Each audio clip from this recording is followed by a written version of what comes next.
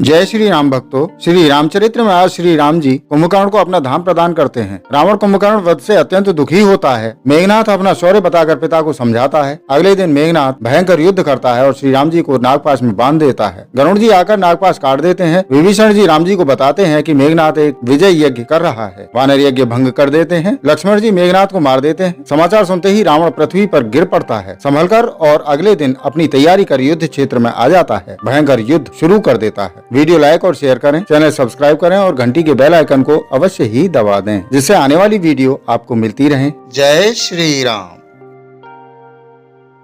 अतुलनीय बल वाले कौशलपति श्री रघुनाथ जी रणभूमि में सुशोभित हैं। मुंह पर पसीना की बूंद, कमल के नेत्र कछु लाल हैरें, शरीर पर रक्त के कण हैं, दोनों हाथन से धनुष बाण फहराए रहे। चारों ओर रीछ बानर सुशोभित हैं। तुलसीदास जी के हैं या प्रभु की यह छवि को वर्णन शेष जीव ना कर सके, जिनके बहुत से हजारों मोह हैं। शिव जी कहें, हे गिरजे, कुंभकर्ण जो नीच राक्षस और पाप की खान हो, वह श्री राम जी ने अपनो परम धाम दे दो। अतः वो मनुष्य निश्चय ही मंदबुद्धि हैं जो उन श्री राम जी को नाय भजे। दिन को अंत है वे पे दोनों सेना लौट पड़ी। आज के युद्ध में योद्धान को बड़ी थकावट भई और श्री राम जी की कृपा से वानर सेना को बल वाई प्रकार बढ़ो हो, जैसा घास पाए के अग्नि बहुत बढ़ जाए। उधर राक्षस दिन रात या प्रकार घटते जा रहे हैं, जा प्रकार अपने ही मोहते कहवे पे पुण्य घट जाए। रावण बहुत विलाप कर रहा है। वो बार बार भैया कुंभकर्ण को सिर कलेजाते लगावे। स्त्री वाके बड़े भारी तेज और बल को बखान करके हाथन से छाती पीट पीट के रो रही है। वाई बखत मेघनाद आयो और वहां ने बहुत सी कथा कह के बाप को समझायो और कही, कल मेरो पुरुषार्थ देखियो, अभी बहुत बड़ा ही का करूं। हे तात, मैंने अपने इष्ट देव से जो बल और रथ पायो हो, वो बल और रथ अब तक आपको दिखायो ना हो। यात रहते डींग मारते हुए सवेरो है वो, लंका के चारों दरवाजे पे बहुत से वानर आए डटे।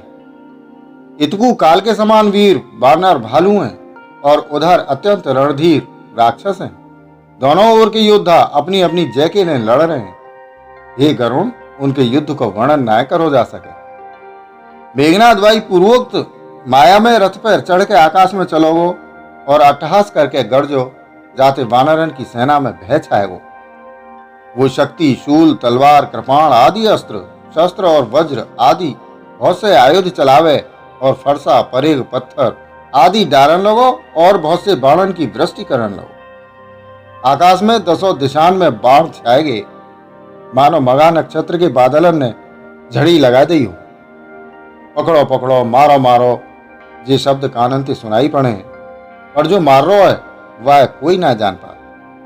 पर्वत और वृक्षण को लेकर वानर आकाश में दौड़ जाए, पर वह देखना पावे या तो दुखी है कि लौट आवे।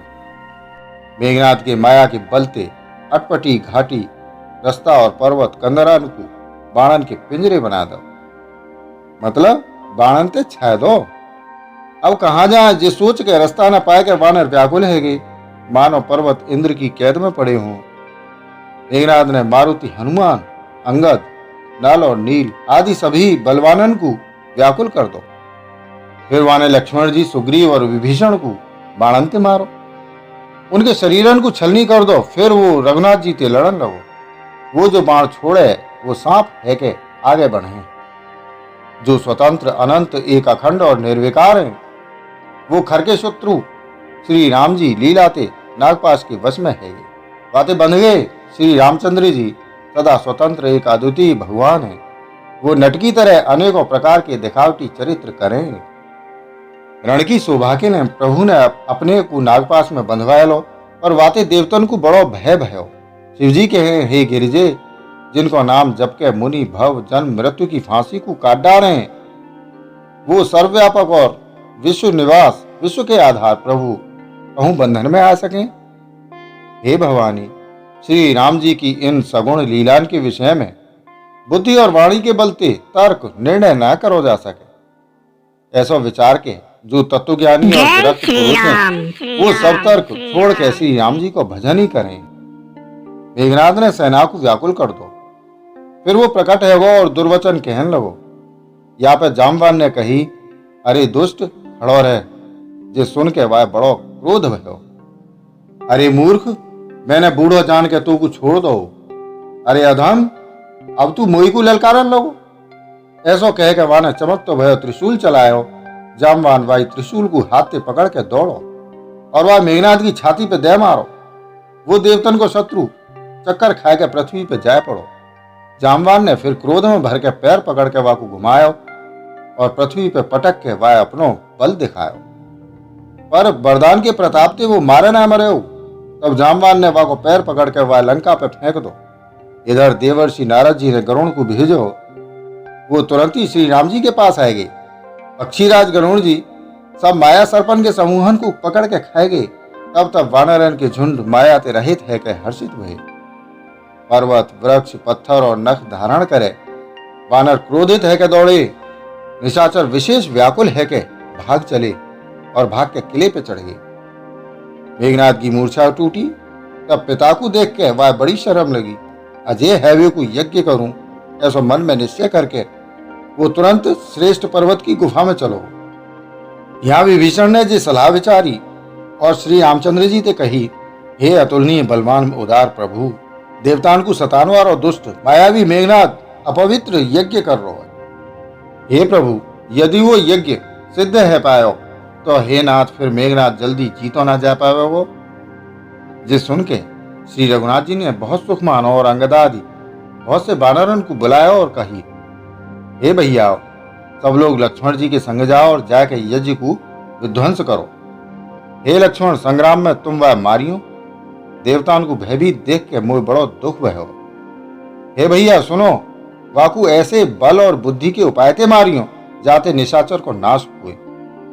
हे जामवान, सुग्रीव और विभीषण, तुम तीनों जने सेना समेत इनके संग रहियो। या प्रकार जब रघुवीर जी ने आज्ञा दी तब कमर में तरकस कस के और धनुष सजाए के चढ़ाए के रणधीर लक्ष्मण जी प्रभु के प्रताप को हृदय में धारण करके मेघ के समान गंभीर वाणी बोले, यदि मैं आज वह बिना मारे आऊं तो श्री रघुनाथ जी को सेवक ना कहलाऊं। यदि सैकड़ों शंकर हुआ की सहायता करें तो श्री रघुवीर जी की दुहाई है, आज मैं वह मारी डालूंगा। श्री रघुनाथ जी के चरणन में सिर नवाए के शेषावतार श्री लक्ष्मण जी तुरंत चले गए। उनके संग अंगद, नील, मयंद्र, नल और हनुमान आदि उत्तम योद्धा आए। वानरन ने जाके देखो कि वो बैठो भयो खून और भैंसान की आहुति दे रहो। वानरन ने सब यज्ञ विध्वंस कर दो। फिर जब वो ना उठो तब वो वाकी प्रशंसा करने लगी। इतने पे जब वो ना उठो तब उन्होंने जाके वाके बार पकड़े और लातन से मार मार के वो भाग चले। वो त्रिशूल लेकर दौड़ो तब वानर भागे और वहां आए गए जहां आगे लक्ष्मण जी खड़े।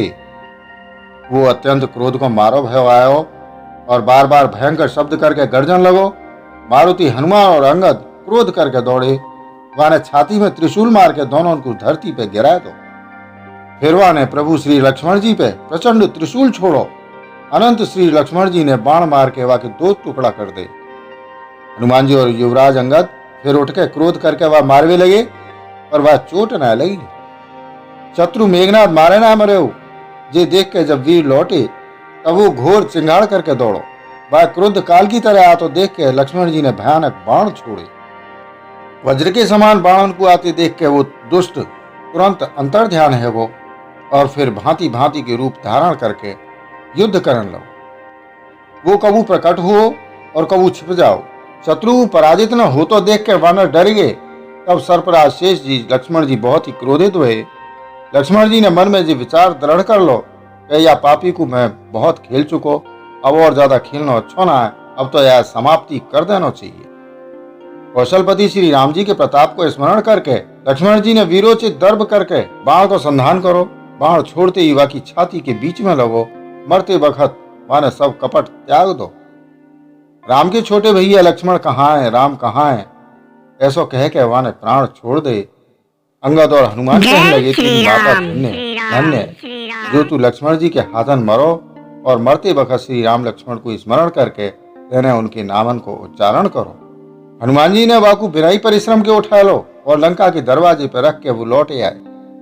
वाको मरनो सुन के देवता और गंधर्व आदि सब विमानन पर चढ़ के आकाश में आए। वो फूल बरसा के नगाड़े बजावे और श्री रघुनाथ जी को निर्मल यश गावें।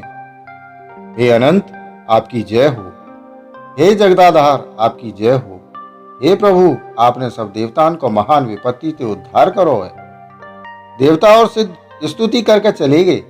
तब लक्ष्मण जी कृपा के समुद्र श्री राम जी के पास आए।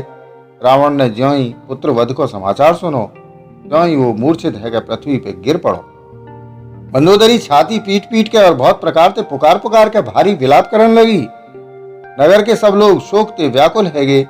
सभी रावण को नीच नीच कहने लगे।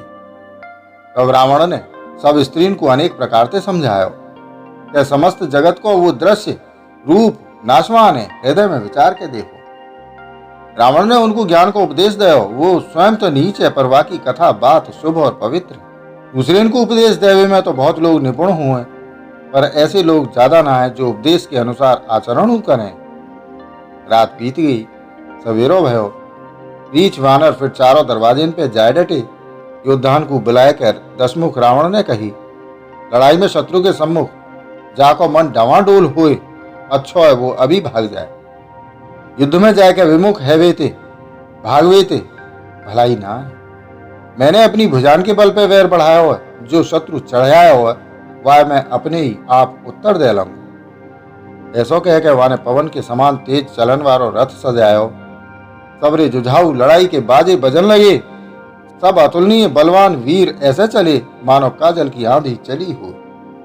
वावखत असंख्य अशकुन होने लगे, पर वो अपनी भुजान के बल पर बड़ो गर्व है वेते रावण उन्हें गिने ना। अत्यंत गर्व के कारण वो शकुन अपशकुन को विचार न करे। हथियार हाथन से गिर रहे हैं, योद्धा रथ से गिर रहे हैं, घोड़ा हाथी संग छोड़ के चिंगारते हुए भाग जाए। चार गीध कौआ और गधा शब्द कर रहे हैं, बहुत ज्यादा कुत्ता बोल रहे हैं, उल्लू ऐसे भयानक शब्द कर रहे हैं मानो काल के दूत हों, मृत्यु को संदेश सुना रहे हों। जो जीवन के द्रोह में रत है, मोह के वश हैरो है, राम विमुख है और कामासक्त है। वाकु का कबू सपने में उस संपत्ति शुभ शकुन और चित्त की शांति है सके। राक्षसन की अपार सेना चली। चतुरंगिणी सेना की बहुत सी टुकड़ी हैं, बहुत प्रकार के वाहन और रथ और सवारी हैं, और बहुत से रंगन के अनेकों पताका और ध्वजा लगी हुई हैं। मतवाले हाथिन के बहुत से झुंड चले, मानो पवन से प्रेरित भये वर्षा ऋतु के बादल हों। रंग बिरंगे बाने धारण करने वाले वीरन के समूह हैं, जो युद्ध में बड़े शूरवीर हैं और बहुत प्रकार की माया जाने। अत्यंत विचित्र फौज सुशोभित है, मानो वीर वसंत ने सेना सजाई हो।